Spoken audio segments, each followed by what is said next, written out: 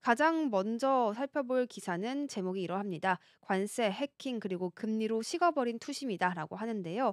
비트코인이 이렇게 급락한 이유들은 세 가지로 좀 파악을 해볼 수가 있는 것으로 보입니다. 관세, 해킹, 금리로 나누어서 설명을 좀 드리겠습니다. 비트코인이 급락을 하면서 92,000달러 선까지 내려앉았습니다. 이 가격대는 도널드 트럼프 미국 대통령 당선인이 당선된 이후로 사상 처음 이렇게 내려간 모습이고요. 트럼프 대통령이 취임한 이후에 가상자산 업계가 굉장히 우호적인 정책 수립이 기대한 바도 있었는데 정작 관세와 같은 다른 주요 정책들에 이 좀 관심도가 밀리게 되면서 실망감으로 돌아서고 있는 모습도 이어집니다.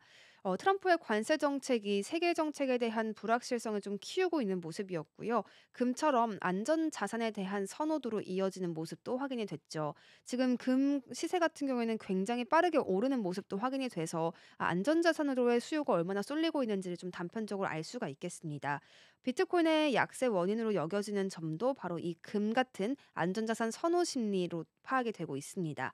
예상보다 좀 부진한 미국의 경제 지표들로 인해서 연방준비제도 같은 경우에는 기준금리 인하를 좀 더 지연시킬 것이다라는 이야기도 계속 흘러나오고 있죠. 이 부분들이 참 투심을 위축시키는 다양한 요인 중 하나가 되겠고요. 유동성까지 부족해질 수밖에 없는 요인이었습니다. 상황이 이렇게 좀 지지부진하게 흘러가고 있는 모습이 계속 포착되는데 2월 한 달 동안 비트코인의 현물 상장지수 펀드 그러니까 ETF에서는요. 9억 2,900만 달러, 우리 돈으로는 1조 3,300억 원이 순유출되기도 했습니다. 여기에 악재까지 터져버린 모습이었습니다. 참 어려운 시간을 보내고 있다 이렇게 이야기해도 과언이 아닐 텐데요. 글로벌 5위권에 위치하고 있는 코인 거래소인 바이비트에서 해킹 사건이 터진 겁니다. 이 바이비트에 따르면 지난 21일에 북한과 연계된 라자루스로 추정되는 해커들한테 이더리움 15억 달러어치 우리 돈으로 무려 2조 1,500억 원을 해킹당했다고 합니다. 이 소식이 알려지면서 바이비트에서 약 40억 달러의 뱅크런 그러니까 대규모의 예금 유출 사태가 발생을 했습니다. 바이비트는 준비금을 통해서 이더리움 손실분을 모두 메꿨다고 발표를 하기는 했습니다만 해킹 여파로 패닉셀은 계속해서 나오고 있는 모습 확인됩니다. JP모건에서는 이런 경고를 내기도 했습니다. 미국 증시에 대해서 트럼프의 관세와 고평가 부담을 간과하면 안 된다라고 했는데요. 우리가 비트코인 시장을 바라볼 때 항상 미국 증시와 좀 연관성을 바라보잖아요. 그렇기 때문에 미국 증시에 대한 평가도 잠시 짚어드리도록 하겠습니다.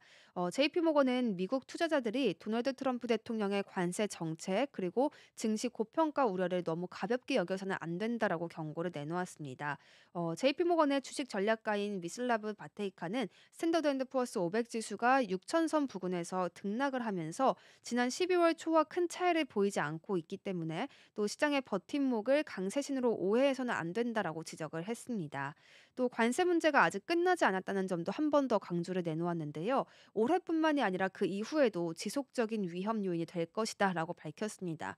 이 관세 때문에 참 시장이 어렵죠. 전 세계적으로 관세 이 영향권에서 어떤 부분이 자유로운가 또 영향권에서 강한 부분은 어디인가 계속 찾고 있는 움직임이 이어지는데 비트코인 시장에서도 이러한 움직임에 대한 대응이 좀 긴밀하게 필요해 보입니다. 그러면서도 무역 전쟁이 심화하면 전반적인 기업 신뢰도가 타격을 입을 수 있다 이렇게 이야기를 했고요. 미국은 다른 나라들보다는 좀 영향을 덜 받을 가능성이 크다는 점은 덧붙여 주기도 했습니다.